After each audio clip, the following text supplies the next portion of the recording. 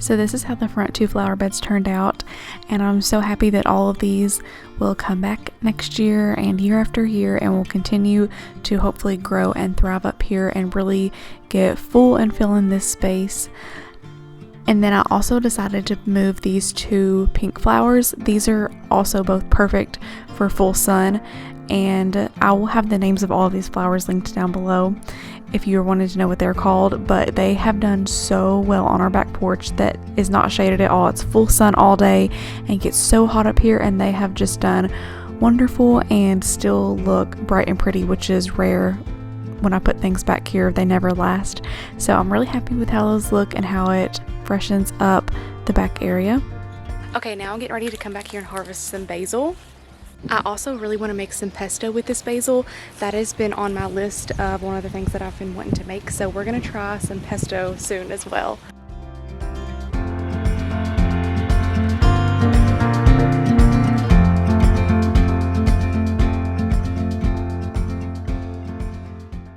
So I have some sage here and some basil that I'm about to stick in the dehydrator.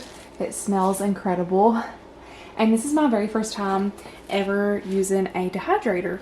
Normally I always just prune my herbs and then hang them from some twine like this to dry. But my in-laws gifted me with this dehydrator for Christmas, and I have been so excited to try it out and see what it's like. It's just going to speed up the process a little bit and dry things out a little bit faster. It would normally take a couple weeks for these herbs to air dry. For basil, it takes about, most of the time, like a month to dry, and I could never get my basil to where it's super crispy and crunchy, to where it's completely dry and there's no more moisture left in it, and that way I can jar it up, because if there's still moisture in it and it's not all the way crunchy, then you can't really store it for long term, because it can mold and things like that. So I'm excited to have this dehydrator for the basil and some of the herbs that take a little bit longer to air dry, because it's going to speed up the process. And then, like I said, they're going to be perfect to jar up and to store in my spice cabinet. So I'm going to just peel off the leaves here. I have some regular sweet basil, and then I have some of this purple amethyst basil, and my mom let me harvest this from her herb garden.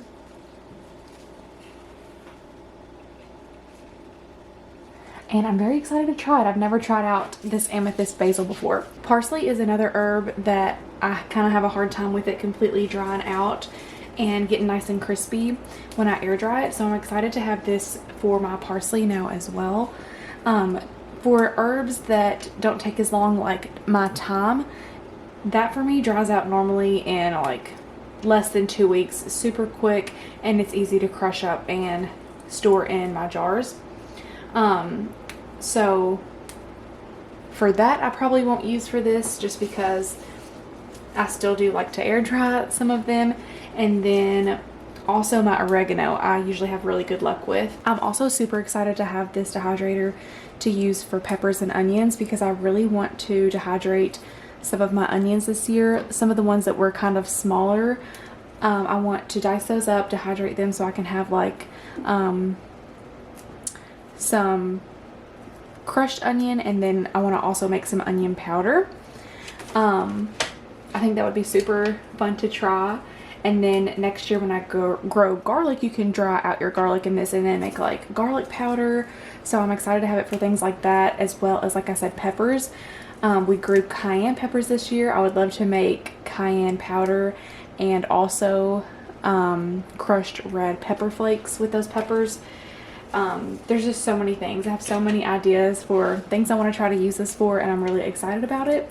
So I will let you all know how my experience is with this, and if I would recommend it, and how much use that I get out of it after this garden season.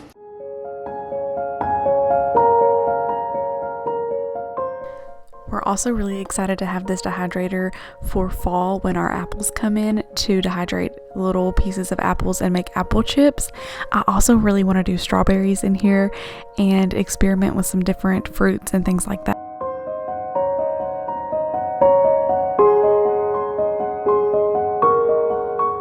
since I'm gonna have this thing going anyway and already using the electric, I just figured I would go ahead and go grab some parsley and throw on there too.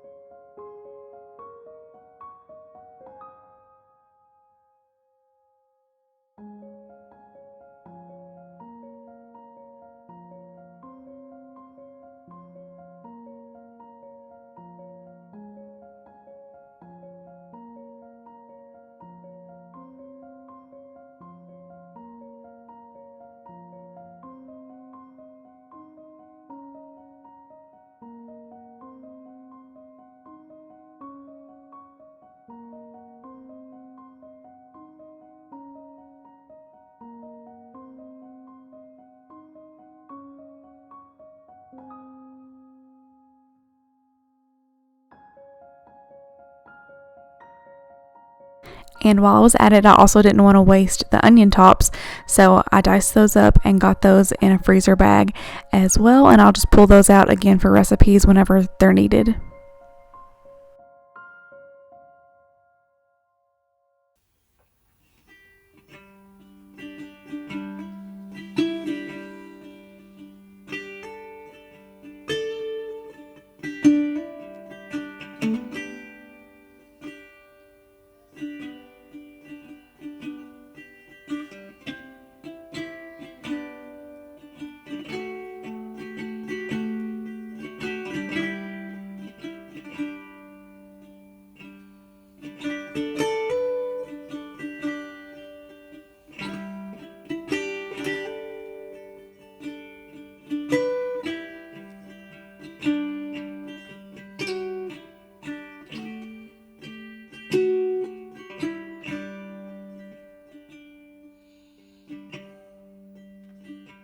It's the next day. I'm up having my coffee this morning, so I thought I would go out and harvest some thyme while it was still early. It's really good to harvest your herbs first thing in the morning before they have set in the sun and the heat all day.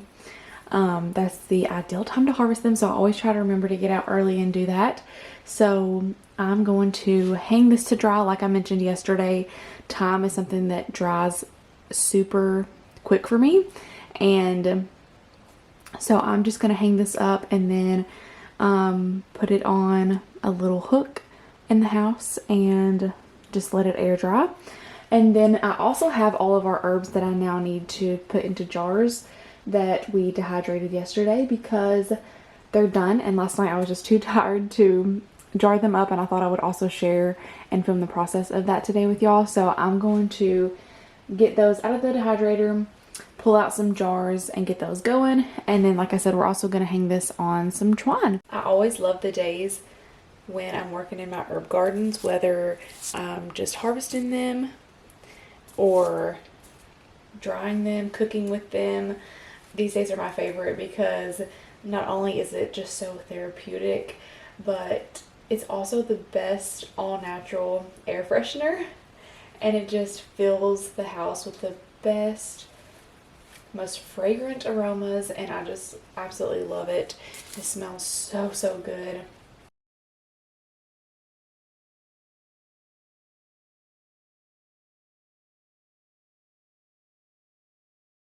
And it's so easy to grow.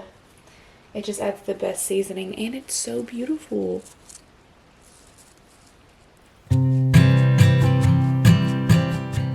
So I hang the leaves upside down and tie some twine around them, and then as you'll see, I'm going to hang it in our hallway, and once they're completely dry, then I will just store it in a mason jar.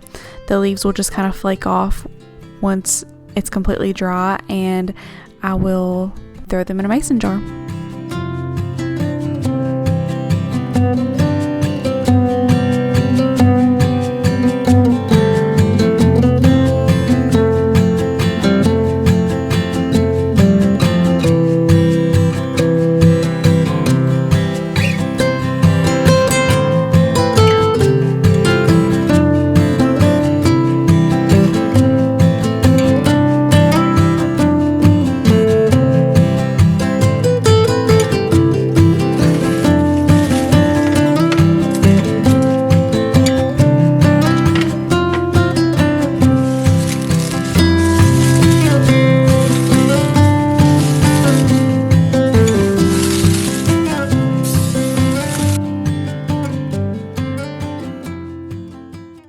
I do have an herb grinder I will use if I have a larger quantity, and it'll crush it up into really fine pieces and it's faster. But since I only had a couple leaves, I just decided to crush it with my hands and then put it into a spice jar. I've also heard that for most things it's better to leave the leaves whole and just crush it once you go to use it, because it kind of helps to leave some of that good oil in the plant. So next time I probably won't crush them, but since I needed them all to fit into this little jar for now, I went ahead and crushed them. So I decided to mix in the amethyst basil with the regular basil because I'm going to use them in the same recipes for Italian things like pizzas and spaghetti, things like that. So I just put them all in the same jar.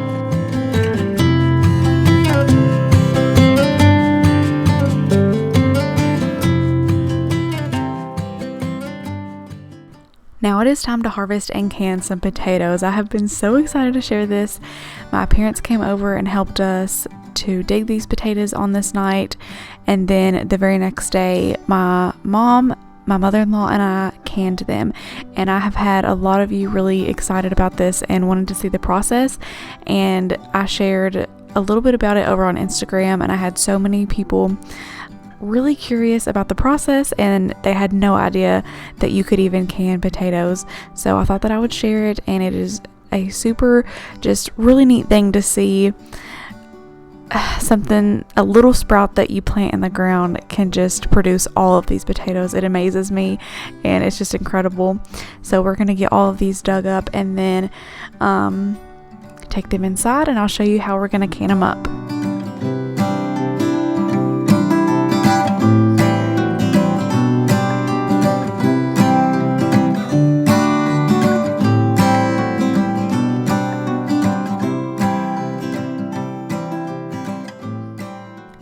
So my mother-in-law has been canning potatoes her whole life, and she was so kind to come over and teach us the process. So we went out and picked all of the smaller potatoes because I figured this would be a really good way to use up the small ones. And then we're gonna store the bigger baking potatoes down in the basement in a basket in a cool, dark place, so that they will stay nice and fresh until we go through them, and we will have them for fresh eating. And then for these, we put them in a sink of water, and my mom had the idea to use one of these little copper scrubbers to kind of scrub the skin off, because with homegrown potatoes the skin is very thin and pretty easy to peel off, and this just made the process a little bit easier to get all of those skins off. And then we put them in a pot of boiling water. And if you want the full recipe of this, there's a really good guide to it in the Ball Blue canning book. That is my favorite canning book and my reference guide that I go to for all my canning recipes. And the exact recipe that we did is in that book. It's the same process. So I will have that linked below. But after you boil them, then you're going to pack them into hot jars, and we left them whole because they were pretty small. If you did have bigger ones, you could just dice them up and do diced potatoes. And then you're going to have another pot of fresh boiling water that's separate from what you boiled the potatoes in, and you're going to ladle that over the potatoes. My mom was pouring the water over the potatoes here, and then my mother-in-law was going ahead and putting the ones that were ready into the pressure canner. We already had that water in the canner hot and ready to go. So we're just going to add the lid and the ring and then stick it in the pressure canner. And then after those process for 35 minutes, then we went ahead and started on another batch. I really wish I had had enough quarts on hand to do them all in quarts, because it just holds more potatoes at once, but I didn't. So we had to do some in pints, and we could have diced these up smaller, but most of them were pretty small anyway. So we just went ahead and went with it, and we can just use like 2 cans at a time if needed. But then we got the next batch processed and took them out of the canner, and they were ready to go. It was such an easy, simple process, and it really didn't take that long, and it was just a really fun day to spend together. So I'm so thankful that they came over and wanted to help me and teach me with this, and it is something that we're going to make a tradition, and lots more things that we're going to can together this summer. So here's the final product. We ended up splitting the jars, and then I sent them both home with a big bag of potatoes to use for baked potatoes and to cook with. Something we really want to try next is vegetable soup. The recipe for that is also in the Ball Blue book, and it just sounds incredible to have that home canned soup on the shelf for the cozy fall and winter months. So if we decide to do that, I will definitely bring y'all along for that as well. And then of course we have so many salsas and tomatoes and lots more things on the list that I'm going to be canning this summer. And let me know if you all want to see more videos like this where I bring you along for the process and you can spend a day in the kitchen with me. Thank y'all so much for spending time with me this week as we've got things done around the house. I really hope that you enjoyed this video, and I hope you will subscribe and give this video a like if you haven't already, and I will see you all in my very next one.